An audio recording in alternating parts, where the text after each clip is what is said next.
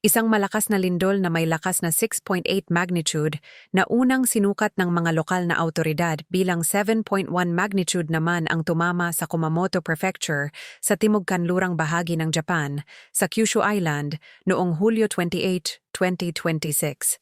Hindi bababa sa 13 katao ang nasawi at 12 ng iba pa ang nasugatan. Ang sakuna ay nagdulot ng malawakang pinsala sa infrastruktura, pagguho ng mga gusali, at matinding operasyon ng pagsagip sa buong rehiyon.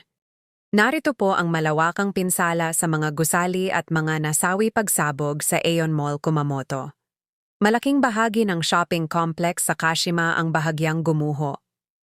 Makalipas ang isang oras, isang hinihinalang pagtagas ng gas ang nagdulot ng malakas na pagsabog na sumira sa gusali at ikinasawi ng 2 babaeng nasa edad 20. 8 katao ang nailigtas ng mga rescuer mula sa mga guho. Ngunit tinatayang 20 hanggang 30 na manggagawa pa ang hindi pa natatagpuan. Ang pagguho ng mga pasilidad pang-industriya sa planta ng Nippon Paper Industries sa Yatsushiro City, gumuho ang isang malaking chimenea. 2 tao ang natagpuang nasa cardiac arrest at ilang iba pa ang patuloy na hinahanap sa ilalim ng mga guho.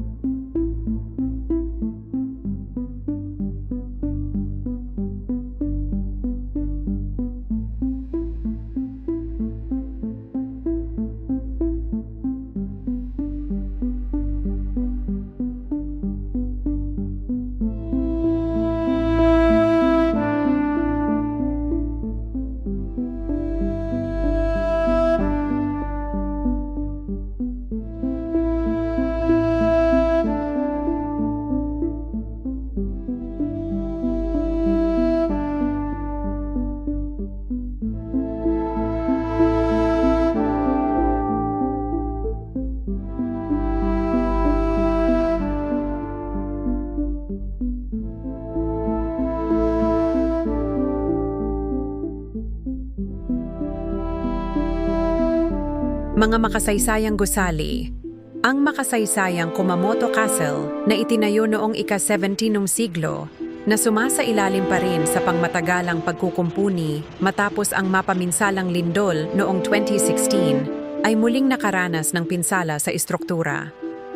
Bumagsak ang ilang bahagi ng mga panlabas na pader na gawa sa bato. Narito po ang kuha sa mga CCTV footage ng actual na video sa lindol sa bansang Japan. Naway ligtas po ang lahat, lalo na ang ating mga kababayang OFW.